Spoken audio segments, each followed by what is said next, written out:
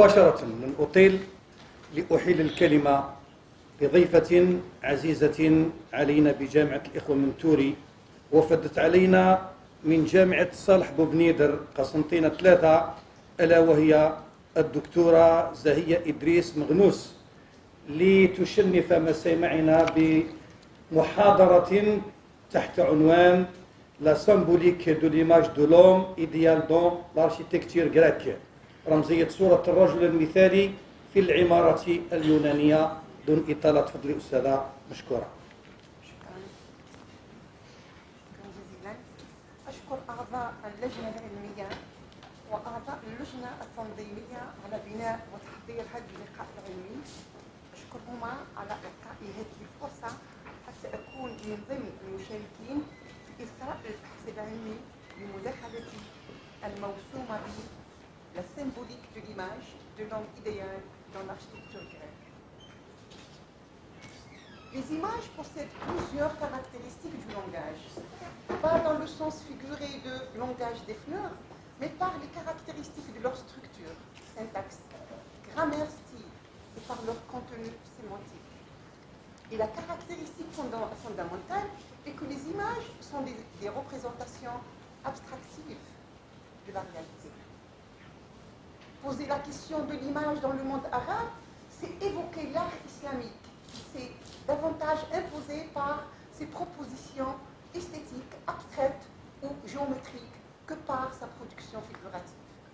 Si les arts des grandes civilisations du monde réalisèrent leur plus grande conquête sur le thème de la représentation figurative, il apparaît que le rejet de celui-ci a constitué le principal fondement du développement artistique en islam.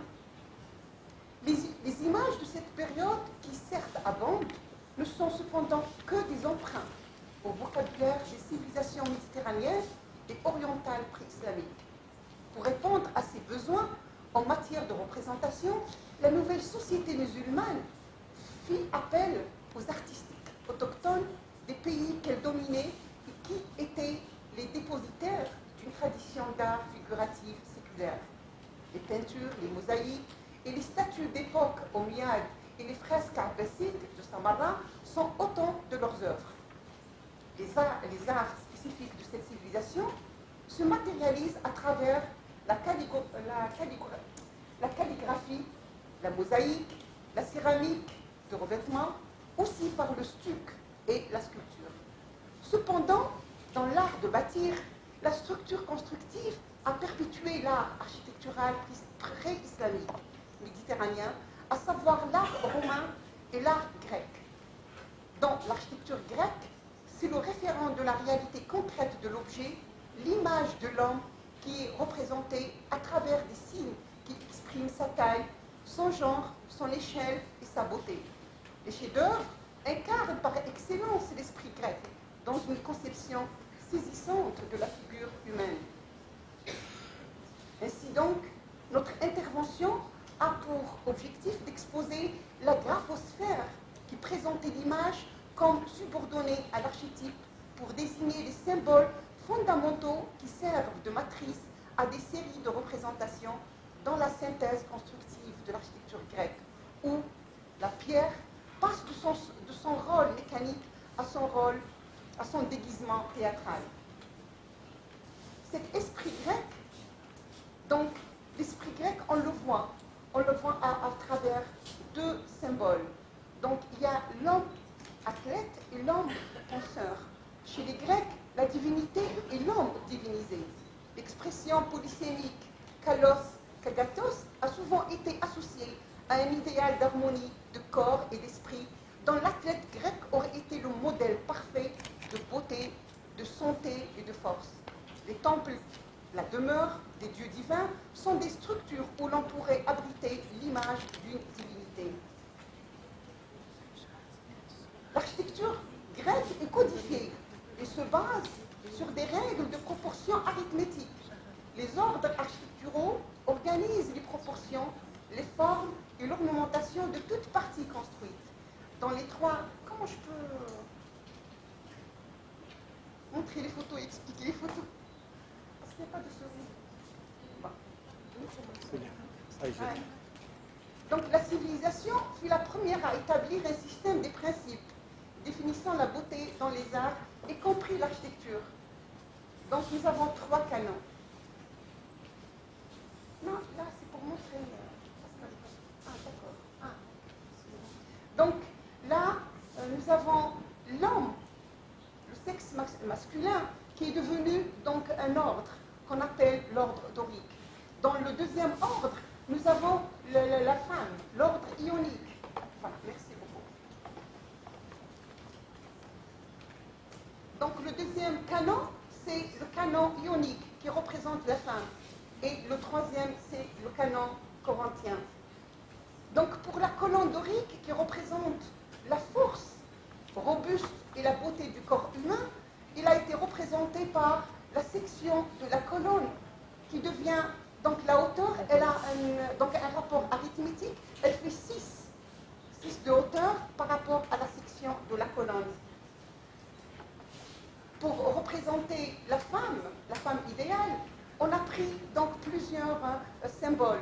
Nous avons pris la section, donc qui fait 8 par rapport à la hauteur, et là c'est pour exprimer encore, là c'est pour encore accentuer la caractéristique, donc elle est plus svelte que l'homme. En plus, donc nous avons les 2 couronnes qui expriment non seulement les formes rondes de la femme, mais aussi donc ses cheveux qui sont donc tressés de part et d'autre. Là, pour les pieds, donc on a rajouté une base pour exprimer donc la chaussure. Et pour les cannelures creusées le long du feu, c'est pour représenter le vêtement, donc les plis d'une robe. Tandis que l'ordre corinthien, là, c'est pour montrer encore Jamilat, parce qu'elle est plus svelte, parce que la hauteur de la colonne, elle fait donc 10 fois plus la taille.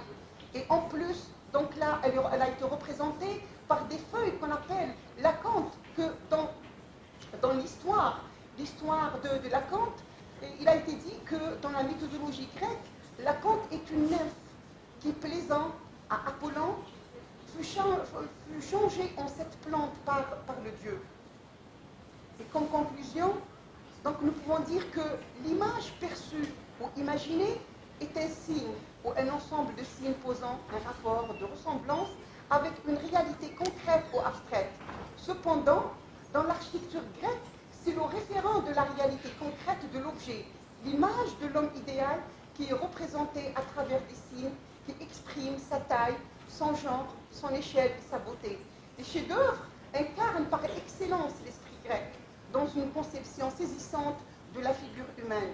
La vision helléniste du corps humain a profondément marqué depuis la Renaissance l'art occidental. En philosophie comme en architecture, le problème n'est pas de répondre à une question, mais de chercher à en sortir.